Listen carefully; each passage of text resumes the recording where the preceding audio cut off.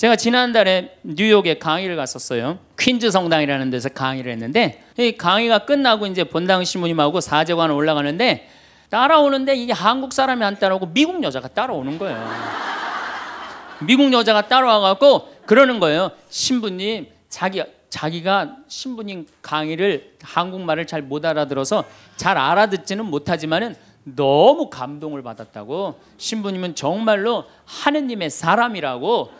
어우, 나는 듣다 내 강의를 정말로 감동받다 못한 미국 여자까지 내 강의를 감동을 받는구나.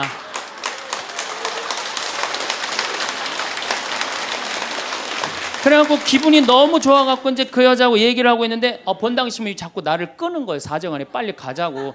나 지금 미국 여자하고 얘기하는데 지금 본당 신부님이 내 팔을 자꾸 끄는 거예요. 그래갖고 아니 신부님 나 좀 빨리 가자고.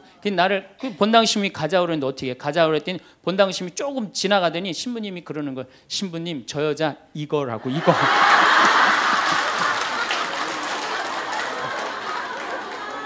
한국에서 강의만 오면은 강의 오는 신부님한테 쫓아다니면서 저런다고. 난 내가 강의 잘해갖고 그런 줄 알았더니 쫓아와갖고 그냥. 내가 성당 봉사한다고 해서 모두가 나를 알아봐 줄 거라고 착각해서는 안 됩니다. 성당에서 열심히 봉사하는 우리 형제 자매님들 가운데 요셉 형제 없으면 우리 성당 쓰러져. 마리아 자매님 없으면 우리 성모에 없어져. 우리 데레사 자매 없으면 성가대 없어져. 그 말 믿지 마세요. 없어져도 성당 잘 돌아가요. 성가대에서 데레사 자매 빠져도 오히려 더 잘 돼. 그러니까 내가 그렇게 대단한 인정을 받는다고 내가 그런 자리에 차지한다고 생각하는 그때부터 내가 불행해지기 시작하는 거예요. 제가 늘 가끔 드리는 말씀이지만은 제가 작년 5월 달에 서울 오금동 성당에 강의 갔어요. 강의를 갔는데 그때도 막 많이 모였어요. 여러분들만큼. 그때는 베드로 얘기를 했어요. 베드로가 여러분들 굉장한 분이에요. 만약에 예수님한테 베드로가 없었다면 예수님이 없을 정도로 베드로는 예수님한테 절대적인 존재였어요. 막 그런 얘기를 막 하고 막 그러는데 교우들이 반응이 대단히 좋았어요. 그래서 이제 강의 1강의가 끝나고 쉬는 시간이 됐는데 22년생 할머니야. 머리가 하얀 할머니가 자기가 돌아가신 추기경 형님하고 동갑이라는 거예요. 근데 추기경 형님이 항상 자기하고 친한데 동창이라고 그랬다는 거예요. 추기경 형님, 김수환 추기경 형님이. 근데 자기는 그때 할머니가 88살 정도 됐던 걸로 기억이 나요. 88년 동안 살면서 이렇게 훌륭한 신부님 강의 처음 들었다는 거예요. 이야, 내가 정말로 인기가 많은가 보다. 그래갖고 할머니가 신부님 손을 한 번만 잡으면 죽어도 여한이 없다는 거예요. 이제 이 나이에. 그래서 할머니 감사합니다. 그리고 할머니 손을 잡았는데 이 할머니 하시는 말씀이 난 오늘 우리 차동엽 신부님 손을 잡아서 죽어도 여한이 없다는 거예요. 차동엽 신부님 손을 잡아서.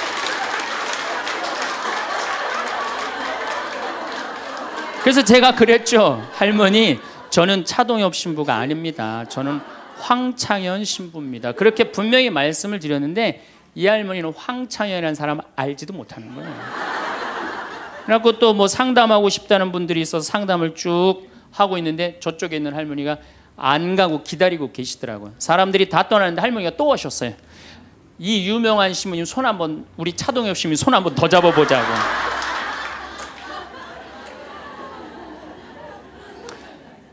모든 사람들이 나를 인정해주지 않는다 하더라도, 모든 사람들이 나를 알아주지 않는다 하더라도 실망하실 필요 없어요.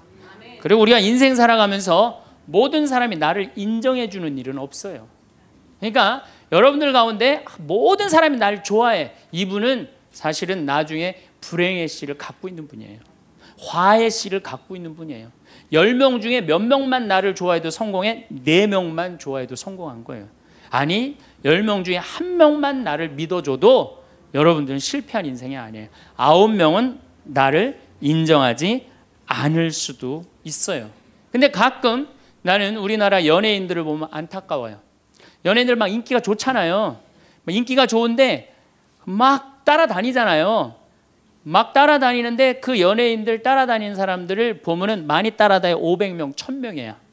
그러면은 국민의 5천만 명의 국민 중에 1,000명 따라다니는데 그 1,000명 속에서 자기가 인기가 완전히 있는 줄 아는 거예요. 완전히 그 1,000명 속에서 파묻혀갖고 4,999만 9천 명은 그 사람이 누군지도 모를 수 있어요. 그렇지 않아요? 여러분들 요즘 연예인들 막 때로 나와갖고 뛰어다니고 막 춤추는 거 보면 구분돼요, 안 돼요? 난 아무리 알아보려고 해도 나도 이제 늙어가기 시작하니까 이게 누가 누군지 모르겠더라고요. 나하고 그 사람들하고 아무 상관없어. 그러나 연예인들은 그런 생각을 안 해요. 자기가 모든 사람들한테 인기가 있다고 착각을 해요.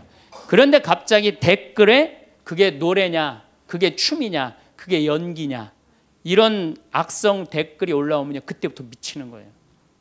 그래갖고 그 악성 댓글을 올려봤자 내가 보기에는 정신 나간 사람이 올리거나 아니면은 자기 마음에 안 드는 사람 올리는데 많이 올려야 50명, 100명도 안 올릴 거예요.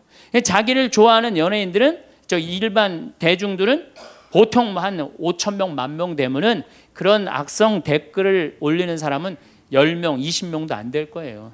근데 그거에 스트레스를 받아갖고 그럴 필요 없다는 거예요.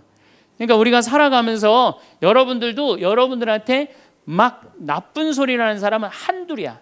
근데 그 한둘도 내가 보기엔 제정신 가진 사람은 아니다.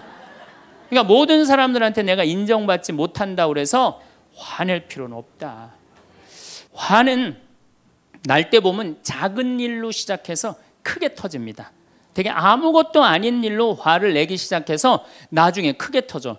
그 화나는 걸 보면은 다이너마이트 이렇게 타들어가는 거 보시죠? 도화선 싹 타들어가다가 마지막에 터질 때는 어때요? 산도 무너뜨리고 막 굴도 막 만들어내고 그러잖아요. 그러니까 우리가 화가 날 때는 그 다이너마이트 도화선에서 살살살살 탈 때 그때 꺼야 돼. 그게 끝에 가갖고 이게 터질 때까지 나를 복구 기다리고 있으면 나중에 큰일 납니다. 여러분들 처음에 집에서 불이 났을 때 조그만 불이 났을 때 빨리 끄면은 그 다음에는 번지지도 않죠. 근데 그 끄지 않고 그냥 막 계속 놔두면은 나중에 불이 커지면 그땐 끄고 싶어도 꺼요, 못 꺼요? 못 끄는 거예요. 그러니까 화라는 거는 잘 빨리 다스리는 훈련이 필요한 거예요. 내가 김치찌개 저녁에 요즘 배춧값이 너무 뛰었다고 그래서 딴 데 이 배춧값 신경 쓰느냐고 김치찌개를 좀 짜게 끓였어. 남편이 딱 한 숟갈 먹어보니 이놈의 마누라 맨날 끓이는 김치찌개 하나 제대로 못 끓이느냐고. 그럼 부인이 여보 미안해 요즘 배추 한 폭에 15,000원이래. 그래서 내가 그 어떻게 올 겨울에 김장을 할까 그걸 고민하다가 간 보는 걸 깜빡했어. 그러니까 오늘은 다른 반찬하고 먹으면 다른 날은 내가 맛있게 해줄게. 이렇게 말하는 마누라는 한 명도 없어요. 당신이나 외식 시켜줘 봤어? 아니 김치찌개가 짠 날도 있고 맛있는 날도 있죠. 어떻게 맨날 당신 입에 딱딱 맞춰서 끓여주느냐고. 그럼 남편이 외식도 못 시켜주고 그래서 좀 미안해갖고 다른 반찬하고 먹으면 다행인데 남편 절대 안 지죠. 너는 맨날 집에서 텔레비전만 보고 해낸 일이 뭐 있느냐고. 집안 청소를 제대로 하느냐 반찬을 맛있게 하느냐. 그러면은 부인이 당신이 나 옷 하나 제대로 안 사주고 그래서 나 텔레비전에서 그거 내 아이 쇼핑하는 거다. 그럼 또 남편이 넌 시집 올 때 해갖고 온 게 뭐가 있는데. 이러면은 점점 김치찌개로 시작해서 부부 능력 시집 올 때까지, 그리고 이제 나중에는 이렇게 사느니 너 죽고 나 죽자. 그래갖고 여러분들 뉴스 보도를 보면요, 자세히 보면요, 이런 뉴스가 굉장히 많이 나요. 아파트 15층에 느닷없이 14층에서 불이 나요. 그래갖고 소방관들이 와서 불을 끄고 주위 사람들 증언을 들어보면은 밤새 고함 소리가 오고 가고 난 뒤 불길이 치솟았다. 그러니까 이 홧김에 지르는 불이 14%예요. 그다음에 이 화라는 단어를 보면 불화자야. 여러분들 화가 나면 막 불이 나는 거야 속에서. 이거를 다스리지 못하고 이거를 끄지 못하면은 우리가 점점 크게. 근데 화는 내면 낼수록 문제가 해결될까요? 문제가 꼬일까요? 화는 내면 낼수록 문제가 꼬여요. 제가 20년 전에 제가 알던 분 시동생이야. 근데 이 양반이 굉장히 다혈질이었어요. 성탄절 전날 불법 유턴을 하다가 걸렸어요. 걸려갖고 정경이 딱 잡아갖고 불법 유턴했습니다. 벌점 15점에 벌금 7만 원입니다. 나는 안 했다. 내가 분명히 봤습니다. 이놈의 새끼 안 했다는데 왜 자꾸 그러느냐? 너 경찰서장이 누구냐? 누굽니다. 그래 마침 친구였나 봐요. 내 친구인데 너 가만히 안 놔두겠다고 귀싸대기를 때렸어요. 정경 귀싸대기를. 했더니 정경이 가만히 있어요. 공무집행방해로 철창에 집어넣어버렸어요. 그래서 거기서 길길이 뛰다가 그 자리에서 뇌출혈로 죽었어요. 불법 유턴한 거 하나 때문에. 근데 우리는 그런 일들 참 많아. 옛날에도 공중전화 오래 한다고 그런 사건도 있었죠. 그냥 아무것도 아닌데 그냥 조금만 한 번만 내가 이 고개를 숙이면 되는데, 저도 강의 다니느냐고 멀리 강의 갈 때 시간은 다가오고 차는 막히고 그러면 제가 불법 유턴도 많이 하고 빨간불일 때 건너도 많이 가요. 정말로. 왜냐하면 나를 기다리는 분이 보통 500명, 1000명인 경우가 많잖아요. 서울 올 때가 제일 그럴 때가 많아요. 딱 걸리면은 저는 딱 문 내리고 로만 칼라 딱 보여주면서 제가 뭐라고 그러냐면, 정말 미안하다. 내가 불법 유턴한 거, 내가 신호 어긴 거 인정한다. 그렇지만 내가 강의가 있어서 그러니까 좀 잘 좀 봐줘라. 그런 경찰들이 대부분은요, 침 뱉은 거, 안전벨트 안 한 거, 벌점 없는 걸로 끊어주지 굳이 그거 벌점 매기면서 끊어주는 경찰 없어요. 인생 살아가면서 고개를 한 번만 숙이면은 문제가 해결될 때가 너무 많아요. 근데 그 한 번을 숙이는 게 우리가 안 될 때가 참 많아요. 가끔 잘 하다가도 어느 날 안 숙여지는 날이 있죠. 그거를 숙이는 것을 훈련이 된 사람이 성숙한 사람이에요. 그 사람이 정말로 어디다 내놔도 그 사람 문제 없이 살 사람이에요. 화날 때마다 그냥 막 집어 던지고 막 그러는 사람 주위에 친구 하나도 없어지죠. 만약에 우리가 인생 살아가면서 이 화만 안 내도 우리 인생이 굉장히 평탄할 것 같아요. 근데 가끔 잘 참다가도 그냥 갑자기 한번 화가 나면은 막 모든 게 막 뒤죽박죽 되시지 않으세요? 저는 이 한국 사회를 보면은 화로 꽉 찬 것 같아. 며칠 전에 그 지하철 2호선에서 할머니 한 분이 손자 같은 그 딸을, 손녀 같은 아이를 머리채를 막 힘도 얼마나 좋으신지 그냥 막 하는 모습을 보면서 정말 우리나라에 화가 꽉 차 있구나. 우리 인생을 살아가면서 분노를 억제하지 못하고 돌이킬 수 없는 잘못을 저지를 때가 참 많아요. 그래서 이 화를 잘 다스린다는 게 굉장히 중요한 것 같아요. 그럼 여러분 언제 화가 나요? 화가 나는 건 언제 화가 나냐면 무시당할 때. 남편이 시댁 식구들 앞에서 아니면 성당 모임에서 우리 마누라는 할 줄 아는 게 아무것도 없다. 얼굴이 잘생겼나, 음식을 잘하나, 성격이 좋으나 마음에 드는 게 하나 없다고 정말로 남편이 구박하면은 정말로 속에서 부글부글 끓죠. 예, 내가 누구한테, 남편뿐만 아니라 다른 사람한테 내가 무시당할 때 우리는 화가 나요. 여기서 분노가 끌어올리죠. 또 남편들은 또 언제 화가 나요? 이 세상에서 아내한테 구박받을 처럼 화날 때가 없는 거예요.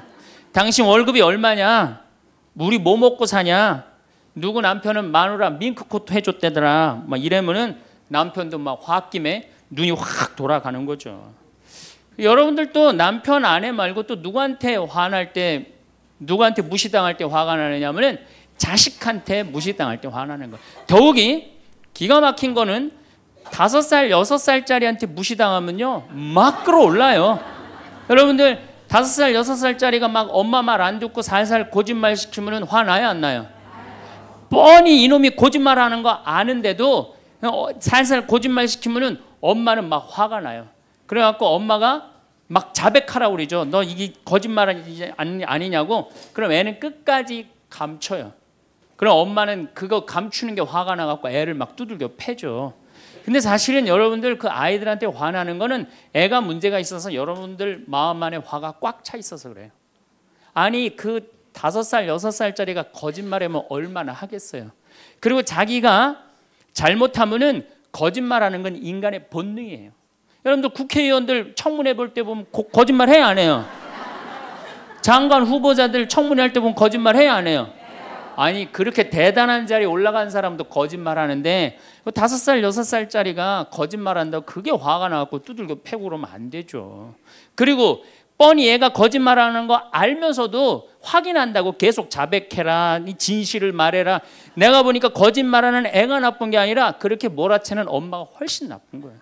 그래갖고 마음 안에 뭐가 있느냐면은 너 한 번만 걸리기만 해봐라. 내가 가만히 두나 봐라. 그래갖고 한 번 걸리면은 한 번만 걸리기만 해봐라라고 95%의 엄마가 별론데요, 자식들한테.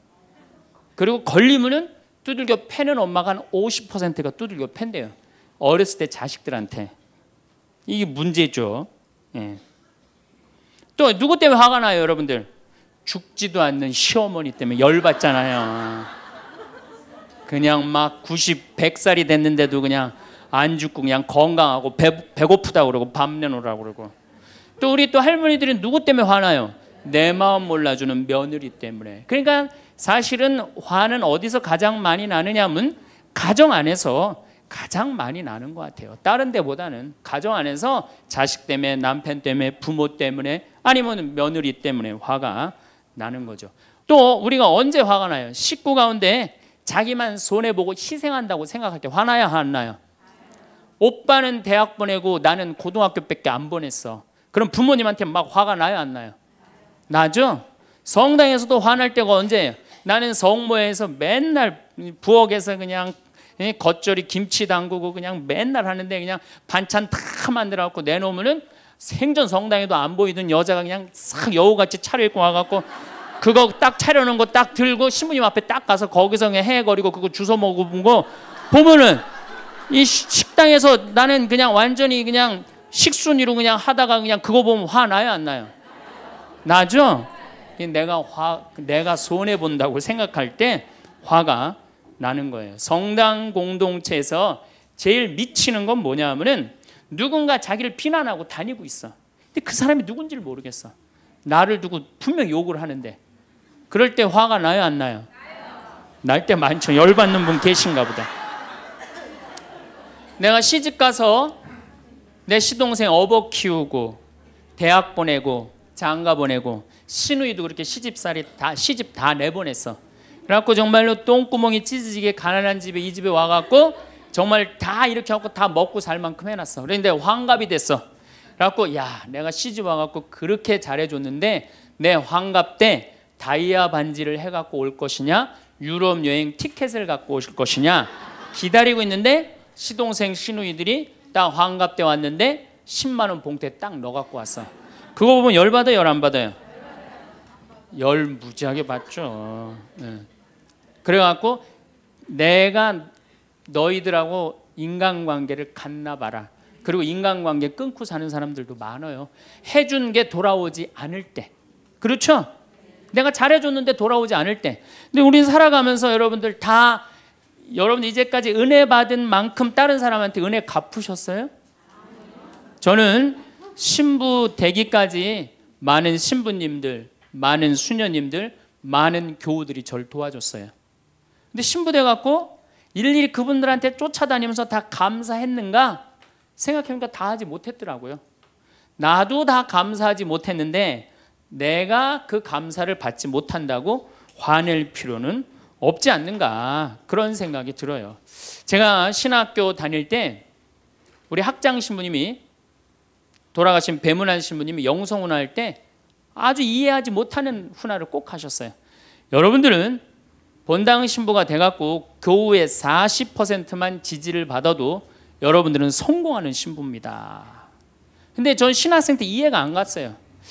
신학생 때 왜 이해가 안 갔느냐면은 내가 신학생 때 인기가 얼마나 좋았느냐면은 막 방학 때 가면은 주일학교 애들이 막 매달려갖고 길을 못 갔어요. 지금이야 뭐 이상한 세상이 돼갖고 그러지 못하지만은 25년 전만 해도 애들이 신학생들을 얼마나 매달리고 좋아했어요. 초등학교 애들이. 중고등학교 애들은 내가 방학 끝나고 신학교 돌아가면은 애인 군대 보내는 것처럼 그렇게 섭섭하고 편지 보낸다고 그러고 학사님 보고 싶다고 그러고 본당에서 아줌마들은 나 보면 죽어 좋아서 아, 그런데 신부가 돼갖고 교우의 40%가 나를 지지해 주지 않는다? 신학생 때도 인기가 이 정도라면 본당 신부 돼갖고 인기가 더 높을 거 아니에요. 그래서 신학교 그 영성 문화를 이해를 못했어요. 근데 막상 제가 신부가 되고 보니 교우의 40% 지지받는 거는요, 하늘의 별 따기보다도 어렵더라고요. 왜냐하면은 우리나라 지금 통계적으로 미사 참여율이 25% 나와요. 그러니까 정말로 그 신부님이 지지받는 신부님이다. 제대로 40% 지지받는 신부님이다. 그러면은 교우의 40%는 미사 참여율 나와야 될 거 아니에요. 그러니까 교우가 1000명이라면 400명은 나와야 될 거 아니에요. 2000명이라면 800명이라면 나와야 되는데 2000명 중에 800명 나오는 본당은 없어요. 2000명이라면 한 500명 정도, 600명 정도 나와요. 많이 나와요. 우리나라 평균적으로. 그러니까 40% 지지받는다는 게 어려워. 예수님은 나 환자 10명 고쳐줬는데 몇 명 돌아왔죠? 1명 돌아왔어요. 그러니까 여러분들 주위에 있는 사람들 10명한테 잘해줬어. 10명한테 잘해줬는데 9명이 돌아오지 않는다고 해서 섭섭할 필요가 없다는 얘기죠. 그 1명이라도 돌아오면은 다행인 거예요. 그러니까 모든 사람들한테 인정받는 일이 쉬운 일이 아니다. 많은 사람들 화나는 경우가 어떤 경우가 여러분들 화가 많으냐면 자기가 완전한 사람이라고 생각할 때, 자기 판단이 옳다고 생각할 때, 그걸 옳다고 믿을 때 화가 나요. 많은 분들이 어떤 경우가 있느냐면은 내가 관상 좀 볼 줄 아는데 그 사람 틀렸어. 아니면 내가 관상 좀 볼 줄 아는데 그 사람 진짜 괜찮은 사람이야. 이 중에 관상 못 보는 사람 어디 있어? 50년, 60년 살으면은 딱 보면 다 알지. 그렇죠? 그런데 그게 맞는 경우도 있고 틀리는 경우도 참 많아요. 근데 우리는 어떤 착각을 갖고 있냐면 내가 적어도 판단하는 건 맞다고 생각해요. 다 여기 저를 포함해서 여러분들 모두가 그런 생각을 해요. 근데 그게 허물어졌을 때 화가 나는 거예요. 그게 허물어졌을 때. 제가 2년 전에 평화방송에 강의를 한 2달 정도 했어요. 많이 한 것도 아니에요. 2달. 그런데 정말로 인기가 대단하더라고. 막 전화가 얼마나 오는지. 특히 천주교 교우들은 의외로 전화를 안 하더라고. 개신교 성도들이 얼마나 전화를 많이 하는지 몰라요. 신부님 너무너무 설교 좋다고. 예. 천주교 교우들은 왜 전화하느냐 하면은 천주교 교우들은 원래 입이 무겁잖아요.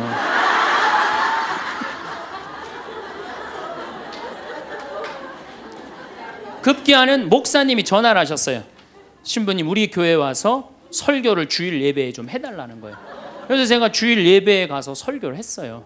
그때 이번에는 천안에서 스님이 전화를 하셨어요. 우리 절에 와서 설법을 해달라고. 더욱이 나는 그 주지 스님을 아직도 잊지 못하는데 참 좋으세요. 겸손하시고. 상좌에 앉혀서 제가 설법도 주일날 했어요. 뭐 인기가 뭐 천주교, 개신교, 불교 막 올라가는 거예요. 기분이 끝내줬는데 갑자기 전화가 한 통 왔어요. 평촌에서 사는 할머니야. 근데 이 할머니가 전화를 우리 직원한테 황창현 신부를 바꾸라고 전화가 온 거예요. 근데 문제는 황창현 신부님을 바꾸라는 건 좋은 말 하려고 전화한 거예요. 근데 황창현 신부를 바꾸라는 건 따지려고 전화한 거예요. 전화를 딱 받았더니 당신은 정의구현 사제단이냐 딱 그렇게 물어보는 거예요. 그래서 난 정의구현 사제단이 아니다. 그랬더니 정의구현 사제단도 아닌데 왜 운하를 반대하느냐. 우리나라 경제가 살려면 운하를 해야 된다. 젊은 신부가 경제도 모르고 사회도 모르고 정치도 모르는 신부가 방송에 나와서 운하가 안 된다고 1시간 동안 떠들면 되겠느냐.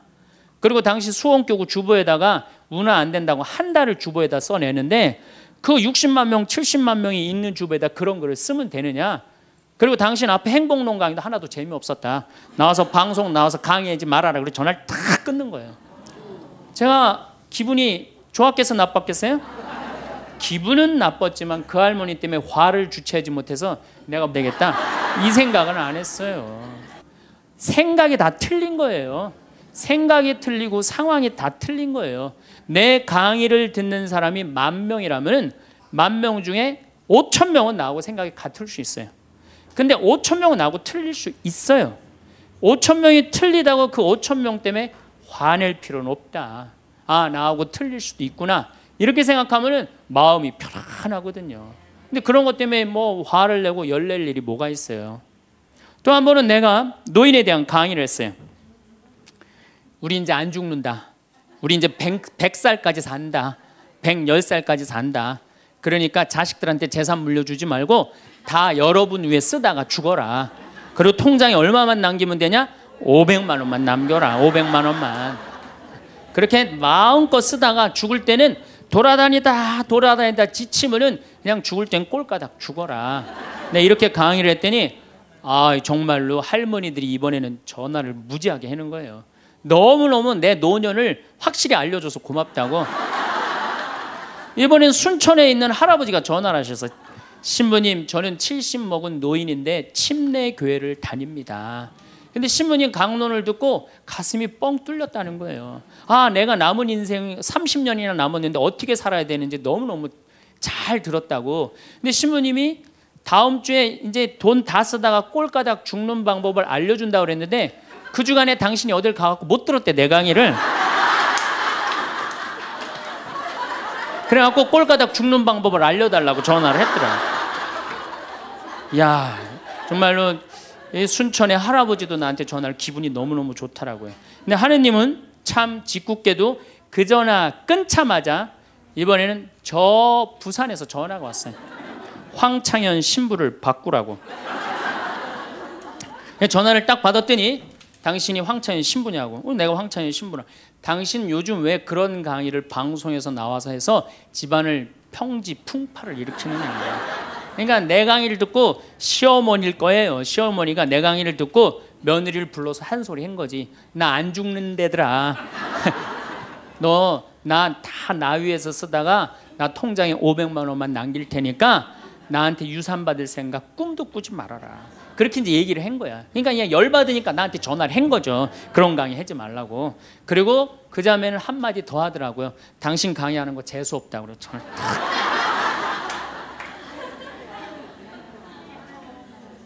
내가 그 전화를 받고 기분이 좋았겠어요? 나빴겠어요? 기분은 나빴지만 내가 화가 나고 내 감정을 주체할 정도는 아니었어요.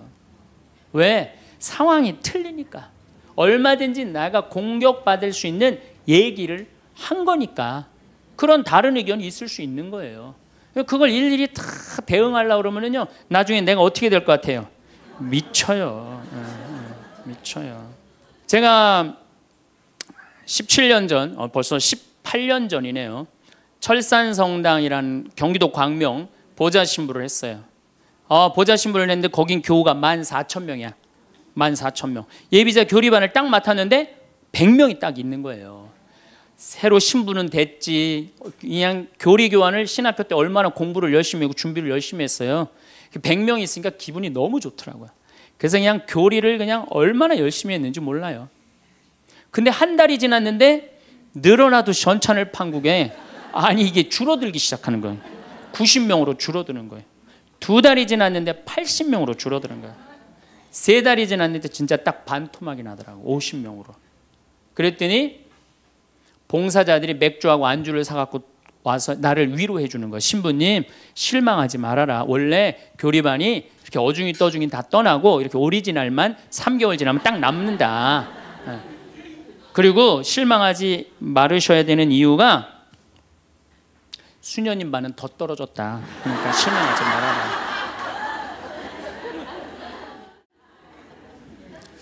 그때 제가 뭐라고 그랬냐면, 여러분들은 요한복음 6장도 읽어보지 않았느냐. 요한복음의 6장에 무슨 얘기가 나오는, 예수님이 5,000명 먹인 기적 얘기가 나와요. 근데 요한복음 4장에 보면 예수님이 죽어가는 고간의 아들을 살려요.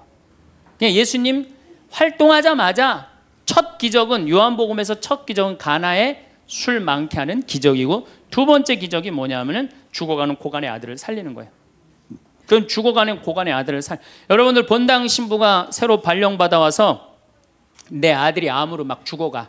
근데 신부님이 가정방문 와갖고 내가 안수기도 한번 해볼게. 그래갖고 안수기도를 해줬는데 암으로 막 죽어가려고 그러는 아들이 살아났어. 그럼 그 신부님 인기가 본당에서 어떨 것 같아요? 성당 안 나오던 교우들도 그 신부님 구경하러 다 나올 거, 미사 참례. 예수님 엄청나게 따라다녔어요. 그런데 요한복음 5장에 보면 예수님이 38년 동안 벳자다 연못에서 누워있던 사람을 지나가다가 측은한 마음이 들어서 일으켜 세워요. 근데 신부님 우리 시어머니는 중풍으로 38년 동안 누워 있었다고. 그럼 내가 또 한번 안수기도 해볼게. 가서 안수기도 했는데 시어머니가 38년 만에 일어났어. 그럼 본당 신부님 인기는 하늘을 찌르는 게 아니라 하늘을 뚫고 올라갈 거예요. 그 정도로 예수님 인기가 그렇게 좋았어요. 그래갖고 이 사람들이 예루살렘에서 예수님이 그런 기적을 하셨는데 예수님을 갈릴레아 호수까지 몇 명이 따라가느냐 하면 5천 명이 따라갑니다. 자기네들 스스로 제자라고 그러면서 5천 명이 따라가요. 5천 명이 따라가는데 보니까 3일 동안 이 사람이 밥을 못 먹어. 그러니까 예수님이 빵 5개, 물고기 2마리로 5천 명을 먹여요. 그러니까 당시 유대인들이 뭐라고 그러냐면 우리가 드디어 기다리던 왕이 왔다. 왕으로 억지로라도 모시자. 그래요. 그러니까 예수님이 딱 사라졌다가 저녁에 딱 나타나는데 갈릴레아 호수에 나타나는데 성서에 25에서 30 스타디온 정도 배가 떨어져 있었다고 그랬어요. 그럼 완 스타디온은 얼마냐? 한 200m 정도를 완 스타디온, 한 스타디온이라고. 여러분들 스타디온이 어디서 온 말이에요? 스타디움이라는 스타디움 한 바퀴를 돌고 있습니다. 그러잖아요. 그 스타디움이 성서에서 나오는 스타디온에서 나온 얘기예요. 그러니까 한 스타디온은 한 200m 정도 되는 거예요. 그걸 30 스타디온을 걸었다면은 얼마를 걸은 거냐면은 6km를 걸은 거. 무리를 쫙 미치는 거죠. 사람이 무리를 걸은 거를 보면 미치지 않아요? 만약 여러분들 내가 강의한다고 저 뒤에서 걸어서 안 들어오고 공중부양으로 떠서 쫙 들어온다고 생각을 해봐. 강의할 필요 있어요, 없어요? 잠깐 떴다가 그냥 쫙 나가면 그걸로 끝이지. 그러니까 당시의 유대인들은 예수님한테 완전히 반한 거예요. 근데 다음날 예수님이 이상한 말을 해요. 참으로 확 끼얹어요. 내가 진실로 진실로 너희에게 말한다. 너희가 사람의 아들의 살을 먹지 않고 그의 피를 마시지 않으면 너희는 생명을 얻지 못한다. 그러나 내 살을 먹고 내 피를 마시는 사람은 영원한 생명을 얻고 나도 마지막 날에 그를 다시 살릴 것이다. 내 살은 참된 양식이고 내 피는 참된 음료다. 군중들이 눈이 동그래요. 여러분들은 살 먹고 피 먹는 얘기 하도 많이 들어서 안 이상하죠? 그런데 다른 종교인들이 우린 예수님 살 먹어, 예수님 피 마셔 그러면은 어떻게 생각할 것 같아요? 식인종 아니면 드라큘라 둘 중에 하나예요. 예수님 피 먹는 거면. 그러니까 당시의 유대인들이 뭐라고 그러냐면 이 말씀은 듣기가 너무 거북하다. 누가 듣고 있을 수 있겠는가? 그러니까 그러면서 떠나요. 그러니까 예수님이 당신의 말씀을 두고 투덜거리는 것을 속으로 아시고 그들에게 이르셨다. 이 말이 너희 귀에 거슬리느냐? 그리고 성서에 이렇게 우리에게 말합니다. 이 일이 일어난 뒤로 제자들 가운데 많은 사람이 되돌아가고 더 이상 예수님과 함께 다니지 않았다. 다 떠나간 거예요. 말을 알아듣기 너무 어렵다고. 그러니까 이제 예수님이 이제 딱 12명 딱 남아있는 거, 어떤 무식한 어부 12이 눈을 동그랗게 뜨고 예수님을 쳐다보는 거예요. 그러니까 예수님이 이때 뭐라고 그러냐면은 너희도 떠나고 싶으냐. 그러니까 이 12마저 떠나면 예수님 완전히 낙동강 오리알 되는 거예요. 이때 대단한 인물이 하나 나옵니다. 누구냐? 베드로예요. 다 떠났음에도 불구하고 의리를 지킨 분이 베드로예요. 당신은 영원한 생명을 주시는 말씀을 가지고 있는데 우리가 어디를 갑니까? 그리고 예수님은 이 12하고만 다니세요. 그리고 요한복음 6장 다음에 7장에는 뭐라고 써 있느냐면은 이들이 예수님을 죽이려 함으로 예수님은 더 이상 공식적으로 돌아다니지 않고 몰래 숨어서 갈릴레아만 다니셨다고 그래요. 그러니까 이 12하고만 그냥 돌아다닌 거 죽이려고 그러니까 피해서. 그러니까 예수님 그렇게 죽어가는 고간 아들 살리고 38년 동안 배짜다 연못에 누워있던 사람 살리고 5천 명 먹이고 생 난리를 쳐갖고 막 5천 명이 따라다니다가 결국은 몇 명 건졌느냐? 12명 건진 거예요. 여러분들 5천 명 중에 12명 건진 예수님이 나요? 100명 중에 50명 건진 제가 나요? 누가 나요? 내가 낫지 않아요? 아니 내가 예수님보다 나은데 뭐 예비교 50명 떨어졌다고 실망할 게 뭐 있어. 나는 가끔 한심한 레조 단장들이 있어요. 신부님 우리 단원이 10명인데 오늘 2명밖에 안 나왔습니다. 그래서 둘이서 울면서 개응을 했습니다. 우리 레지오 해체해야 될까 봅니다. 이렇게 오는 단장이 있는데 한심한 단장이죠. 10명 중에 2명 나왔다 그러면 20% 지지받는 단장이야. 자, 5,000명 중에 12명 남긴 예수님이 나요? 10명 중에 2명 나온 단장이 나요? 누가 나? 단장이 훨씬 나은 거예요. 또 요즘 우리나라 구역 반모임 활성화를 위해서 굉장히 많이 노력하죠. 근데 많은 경우 반장님들, 구역장님들이 실망해요. 우리 구역이 10세대인데 3세대밖에 안 나온다. 4세대밖에 안 나온다. 이렇게 실망하는 분들이 굉장히 많아요. 그러면은 10세대 중에 3세대나 4세대 나오면은 이건 본당 신부보다 난 사람이에요. 예수님보다는 뭐 더 난 사람이고 실망할 필요가 뭐 있어. 예수님 뭐라 그러냐면 너희 중에 단 두세 사람만 모여도 내가 그곳에 함께 있겠다. 그러면 됐지 뭐 이렇게 욕심이 많아요. 그러니까 여러분들 모든 사람들한테 인정받는 건 쉬운 일이 아니고 인정받으려고 할 때 우리 인생이 피곤해지고 화가 난다 이거예요. 여러분들 요즘 나는 가끔 텔레비전 보면서 총리들도 대통령도 막 신발 막 던지고 막 결함 막 던지고 그러잖아요. 대통령한테도. 우리가 남이 나한테 평가하는 게 전부는 아닙니다. 자기 소신, 자기 확신, 자기 멋이 있으면은요 누가 뭐라 그래도 별로 거기에 흔들리지 않아요. 근데 그냥 남들 말에 막 귀 기울이고 그냥 거기에 신경 쓰는 사람은 조금만 뭐가 있어도 화를 내고 자기를 주체하지 못하는 거예요. 루카복음 9장 51절을 보면 예수님이 사마리아를 통해 예루살렘으로 올라가려고 할 때 사마리아 사람들이 예루살렘에 간다는 이유로 예수님을 거부해요. 들어가지 못하게 동네를. 그 동네로 지나가면 지름길로 갈 수 있는데 그러니까 야고보하고 요한이 열받아갖고 뭐라 그러냐면 하늘에서 불을 내려다가 살러버릴까요? 얼마나 열받았으면은 하늘에서 불을 내려다가 살러버릴까요? 그래요. 근데 예수님은 이 둘을 꾸짖고 돌아가세요. 아, 예수님도 돌아가는데 우리가 화가 난다고 그냥 열 지르는 사람마다 전부 다 정면 돌파할 필요는 뭐가 있어요? 그렇지 않겠어요? 우리도 예수님처럼 돌아갈 상황이 되면 돌아갈 줄 알아야 됩니다. 세상 사람들이 다 나를 몰라준다 해도 화낼 일도 아니에요. 공자님은 뭐라고 그러셨느냐? 진정한 성인은 자기를 몰라줘도 분노하지 않고 유유자적할 줄 아는 사람이 진정한 성인이라고 그랬어요. 내가 누군데 나를 몰라봐. 왕년에 내가 이 거리를 주름 잡던 사람인데 이 성당 지을 때 내가 어떻게 했는데 나에게 이럴 수가 있어. 내가 시집와서 똥구녕이 찢어지게 가난한 이 집 이렇게 일으켜놨는데 나를 무시할 수 있어? 이렇게 자꾸 자기 도취에 사로잡히면은요 나중에 다른 사람하고 부닥치게 되고 잘난 척하게 되는 그런 꼴이 된다. 그런 꼴이에요. 여러분들 반대로 모두를 사랑할 수 있어요? 내가 모든 사람들한테 사랑받을 수도 없지만은 반대로 사랑할 수 있느냐? 다 사랑할 수 있어요? 쉽지 않죠? 내가 본당 신부 해보니까 다 사랑하는 사람이 있긴 있더라고요.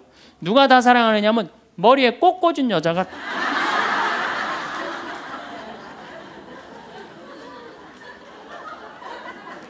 이게 모두를 사랑한다는 게 쉬운 게 아니에요. 근데 우리는 뭐에 지금 세뇌가 되어 있느냐면 성당에 나오면 어떻게 해야 된다고 생각해요? 모두를 사랑해야 된다고 생각하지 않아요? 나를 괴롭히는 사람, 나를 미워하는 사람, 나한테 힘들게 하는 사람 다 사랑해야 된다고 생각해요? 그렇게 생각하잖아요. 그리고 은연중에 그런 교육을 받았어요. 은연중에. 근데 성서에 모두를 사랑하라는 구절은 없어요. 서로 사랑하라고 그랬지 모두를 사랑하라고 하는 구절은 없어요.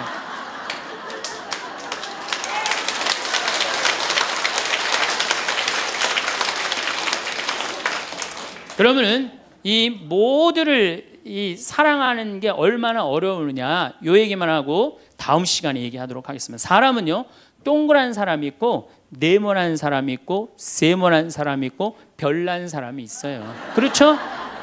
근데 꼭 사람 중에 삐죽한 사람이 있어요. 삐죽한 사람. 말 한마디라도 꼭 아프게 하는 사람이 있어요. 그래갖고 내가 이제 마음 먹고 파마를 싹 했단 말이야. 마음 먹고 그래갖고 이 동그란 사람이 파마를 딱 했는데 삐죽한 놈이 딱 와서 한마디 합니다. 파마를 왜 그렇게 했어? 얼굴이 떡판 같아 보이잖아. 그럼 이 동그란 사람 피가 뚝뚝 떨어져요, 안 떨어져요? 뚝뚝 떨어지는데 동그란 사람 특징은 뭐냐? 남한테 싫은 소리 하면 안 되는 줄 알고 있는 거예요. 그러니까 동그란 사람이 그렇게 내 가슴에 피가 떨어지면 한마디 해줘야 될 거 아니에요. 내가 떡판이든 뭐든 네가 무슨 상관이냐 이렇게 얘기를 해야 되는데, 동그란 사람은 파마를 왜 그렇게 해서 얼굴이 떡판 같잖아. 그러면 동그란 사람이 뭐라고 그러냐면, 그러게 해다 보니 그렇게 됐네. 그리고 어디 가서 울기 시작하냐면 성당에 가서 울기 시작하는 거예요. 예수님, 저 삐죽한 여자가 나보러 떡판이래요. 근데 예수님, 당신이 정말로 십자가에서 참고 인내하고 용서하고 사랑했으니까 나도 참고 용서하고 인내하고 사랑할게요. 그래갖고 그냥 겨우 어떻게 주체할 수 없는 걸 다스려갖고 고해성사를 봤어. 고해성사를 봐갖고 용서를 했어. 자기하고 예수님하고 신부님하고는 화해를 했는데, 그 삐죽한 사람하고는 화해했어, 안 했어요? 삐죽한 사람은 찔렀는지도 모르고 몰라요. 그 사람 피가 흐르는지도 몰라요. 그런데 더 동그란 사람 미치는 건 뭐냐면, 그렇게 찔러놓고 딴 데 가고 막 헤헤거리고 또 수다 떨면은 동그란 사람이 속으로 무슨 생각이 들어요? 넌 웃음이 나오니? 난 지금 피가 뚝뚝 흐르는데. 가을이 돼갖고 그냥 또 그냥 마음 먹고 성당을 나왔는데, 삐죽한 놈이 동그란 사람한테 한마디 또 합니다. 아니, 요즘 남편이 돈 못 벌어? 옷을 왜 이렇게 후줄그리하게 입고 다녀? 그러면 또 피가 뚝뚝 떨어지는 거야. 이 동그란 사람, 여러분들 삐죽한 사람 만나야 돼, 만나지 말아야 돼? 만나면 안 돼요. 이 삐죽한 놈 누구 소개시켜줘야 되냐면, 별난 놈 소개시켜요. 별난 놈. 찔러도 안 나오는 별난 놈, 이런 놈 소개시켜줘야지 어떻게 모두를 사랑할 수 있어요. 그거는 불가능한 얘기예요. 모두를 사랑한다는 거. 그러니까 여러분들, 오늘 이후로 나는 모든 사람을 사랑할 것이다. 그러면 나중에 누가 망가지냐면 내가 망가져요. 모두를 사랑하면서 자기가 완전히 망가지는 거예요. 모두를 사랑하면서 기쁨은 다행인데, 모두를 사랑하면서 그걸 끌어안느냐고 속에서 부글부글 끓어. 그냥 화가 꽉 차 있는 거죠. 그러면은 다음 시간에 정말 모두를 사랑하는 일이 얼마나 어려운 일인지 이야기 나누도록 하겠습니다. 감사합니다. 우리는 살아가면서 수많은 관계 속에서 기쁨과 슬픔을 경험합니다. 그 과정에서 때로는 이해받지 못하는 아픔을, 때로는 예상치 못한 배신을 마주하기도 합니다. 그럴 때마다 마음속 깊은 곳에서 분노가 치솟아오르고, 왜 나만 이런 일을 겪어야 하는지 억울함에 잠 못 이루는 밤을 보내곤 합니다. 하지만 분노는 우리를 보호해주기는커녕 오히려 우리 자신을 갉아먹고 소중한 관계를 무너뜨리며 평화로운 일상을 빼앗아갑니다. 그렇다면 우리는 어떻게 이 분노를 다스리고 더 이상 작은 일에도 흔들리지 않는 단단한 내면을 가꿀 수 있을까요? 많은 사람들이 겪는 가장 큰 고통 중 하나는 타인의 인정을 갈구하는 데서 비롯됩니다. 우리는 모든 사람에게 사랑받고 싶어 하고, 내가 베푼 친절에는 반드시 감사가 돌아올 것이라 기대합니다. 누군가를 도와주면 그 사람이 고마워할 것이고, 내가 정성을 다하면 사람들이 알아봐 줄 것이라 믿습니다. 그러나 현실은 그렇게 호락호락하지 않습니다. 내가 진심을 다해도 상대는 무심하게 지나치고, 내가 아무리 애써도 누군가는 나를 오해하거나 비난합니다. 그럴 때마다 우리는 깊은 좌절감을 느끼고 화가 치밀어 오릅니다. 하지만 여기서 한 가지 생각해봐야 할 것이 있습니다. 세상의 모든 사람이 나를 좋아해야 한다는 생각 자체가 과연 합리적인 기대일까요? 이 넓은 세상에는 수없이 많은 사람들이 살아가고 있고, 그들은 각자의 경험과 가치관, 성격과 처지를 가지고 있습니다. 어떤 사람은 나의 친절을 고맙게 받아들이지만, 어떤 사람은 그것을 당연하게 여기거나 심지어 부담스럽게 느낄 수도 있습니다. 어떤 이는 나의 진심을 알아차리지만, 어떤 이는 자신의 문제에 너무 빠져 있어서 다른 사람의 마음까지 헤아릴 여유가 없을 수도 있습니다. 중요한 것은 이러한 다양성을 인정하는 것입니다. 모든 사람이 나를 이해하고 좋아할 필요는 없습니다. 심지어 내가 정말 잘했다 하더라도 누군가는 나를 싫어할 수 있고, 그것은 그 사람의 자유입니다. 우리가 통제할 수 있는 것은 오직 나 자신의 행동과 태도뿐입니다. 타인의 생각과 감정은 그들의 몫이며, 그것을 바꾸려 애쓰는 것은 불필요한 에너지, 소모일 뿐입니다. 만약 10명 중 한두 명만이 나를 진정으로 이해하고 지지해준다면 그것만으로도 충분히 감사한 일이라고 여길 수 있어야 합니다.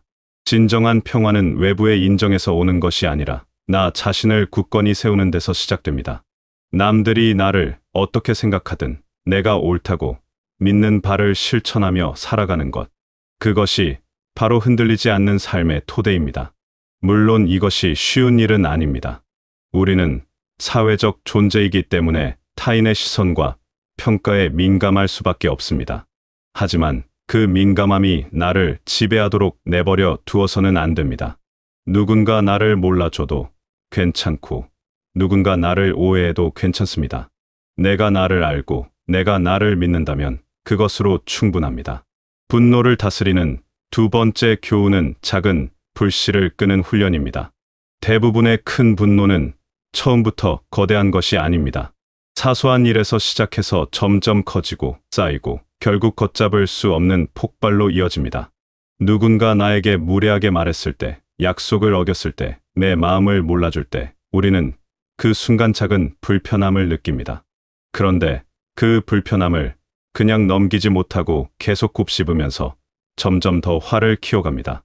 그랬을 때 이렇게 말했어야 했는데 나는 왜 그냥 참았을까? 다음에 만나면 꼭 한마디 해줘야지. 이런 생각들이 머릿속을 맴돌면서 분노는 점점 더 커지고 어느새 나는 그 감정에 완전히 사로잡혀 버립니다.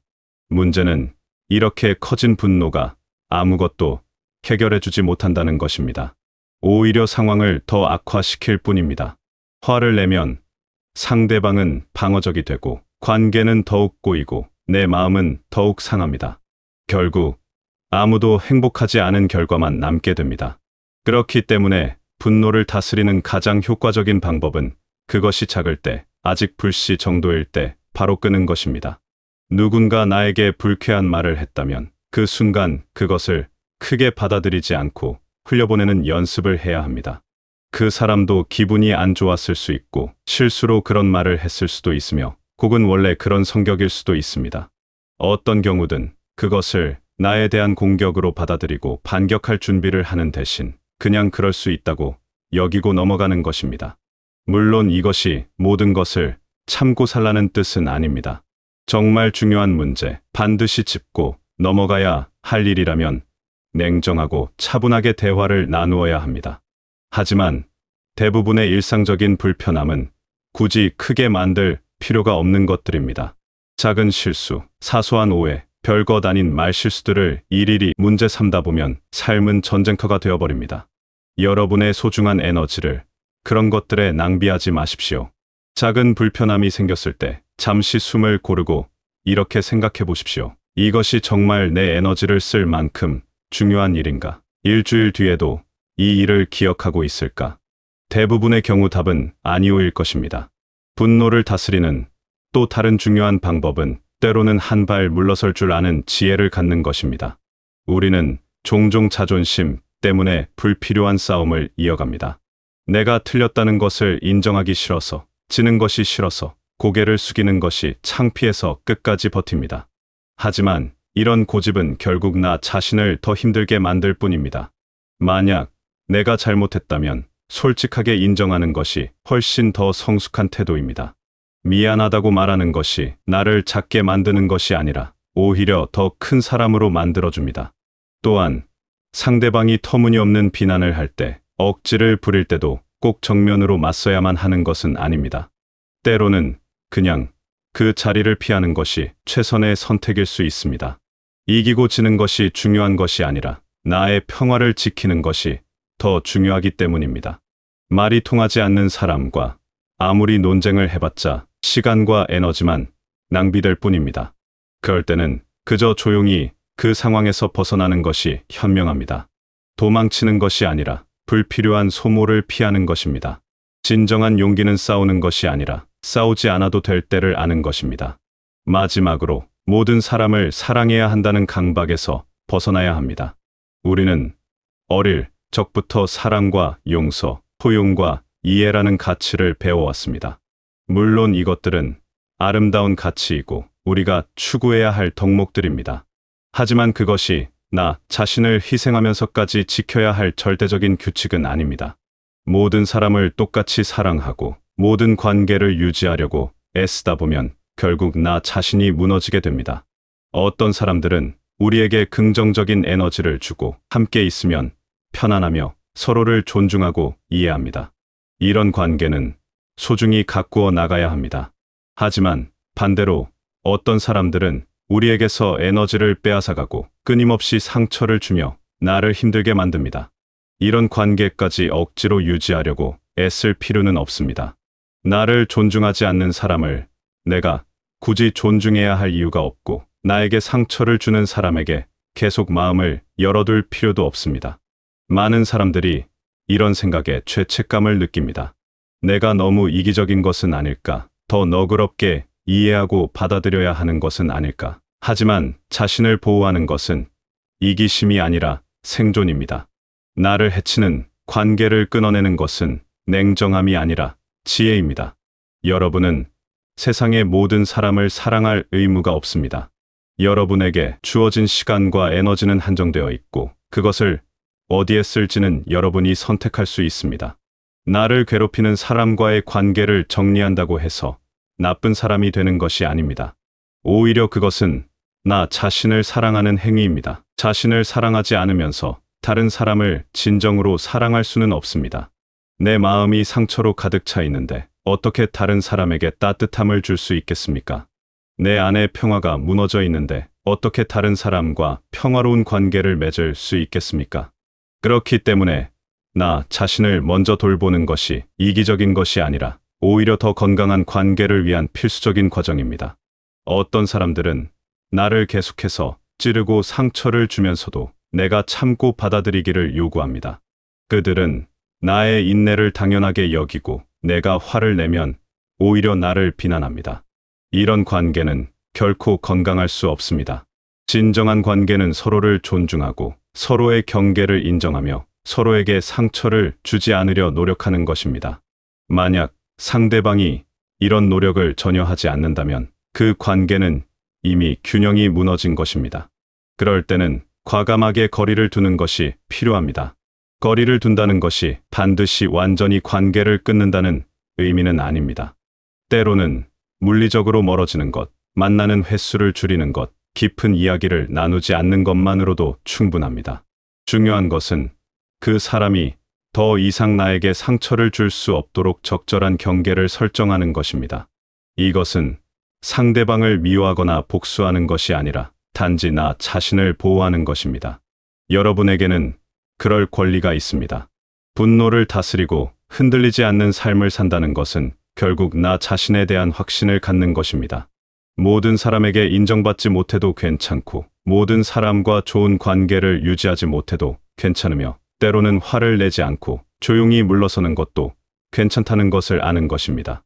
세상은 원래 복잡하고 사람들은 제각각 다르며 모든 것을 내 뜻대로 할 수 없습니다. 이것을 받아들이는 순간 마음이 훨씬 가벼워집니다. 여러분은 이미 충분히 잘하고 있습니다. 때로 실수하고 때로 화를 내고 때로 관계가 어긋나도 괜찮습니다. 완벽한 사람은 없고 완벽한 관계도 없습니다. 중요한 것은 그런 순간들로부터 배우고 조금씩 나아지려고 노력하는 것입니다.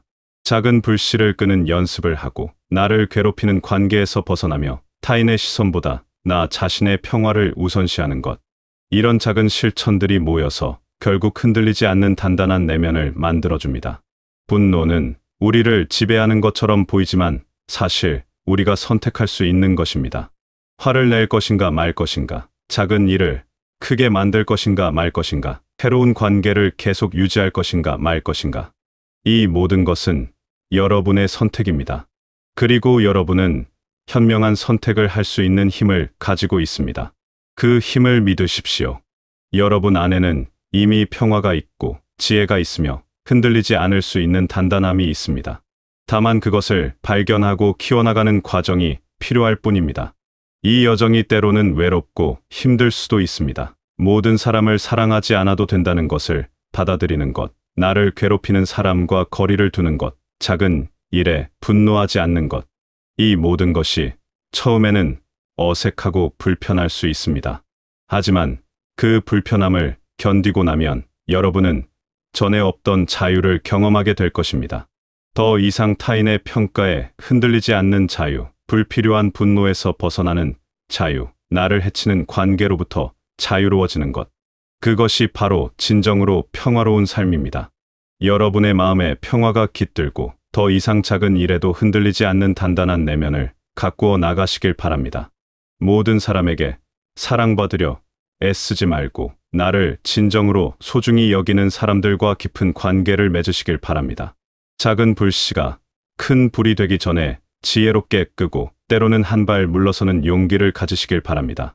그렇게 하루하루 조금씩 나아가다 보면 어느새 여러분은 훨씬 더 평온하고 행복한 삶을 살고 계실 것입니다. 여러분은 이미 그럴 자격이 충분하며 그렇게 살아갈 힘도 가지고 있습니다.